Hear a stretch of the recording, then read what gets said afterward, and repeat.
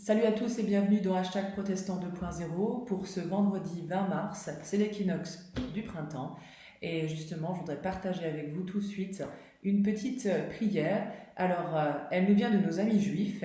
Aujourd'hui, au moment où ils verront le premier arbre en fleurs, ils vont pouvoir s'exprimer au Dieu avec cette bénédiction des arbres. Béni sois-tu Seigneur notre Dieu, roi de l'univers qui n'a rien oublié dans son monde.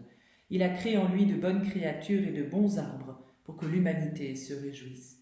Quelle belle parole d'encouragement pour nous tous ce matin. Une grosse pensée à tout le personnel soignant à travers toute la France qui s'active et qui justement fait tout pour soigner, pour secourir et qui fait preuve d'énormément de compassion. Nous pensons très fort à vous, mais également aussi ce matin particulièrement aux sœurs diaconesses de Strasbourg et du Haut-Rodberg. Chères sœurs, nous vous embrassons bien fort et prions pour vous également. Alors justement, partageons cette prière de sœur Lina. Il est question de tous ceux qui se retrouvent au pied de la croix de Jésus, à commencer par Pierre entre autres. Pierre, comment ? Hier tu as déclaré « Je suis prêt à donner ma vie pour toi » et aujourd'hui tu perds courage devant une servante. Et tu dis ne pas connaître cet homme. Dans mon quotidien, je ressemble souvent à Pierre. Alors Seigneur, que mon regard rencontre le tien, ce regard de compassion et de pardon. Voici Jésus le crucifié au mont Golgotha. Il n'est pas seul, mais entre deux brigands. Sur la croix, le Seigneur étend les bras sur l'univers. Il attire tous les hommes à lui. Seigneur, tu veux faire de nous tous des hommes et des femmes debout, porteurs d'espérance, parce que réconciliés avec Dieu. Près de la croix se tenaient aussi Marie et Jean. Les autres disciples, où sont-ils ? Saisis de frayeur, ils ont fui.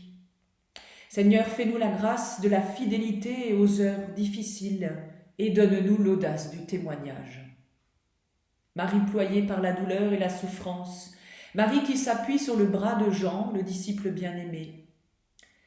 Seigneur, toi seul connais la profondeur de tant de souffrances.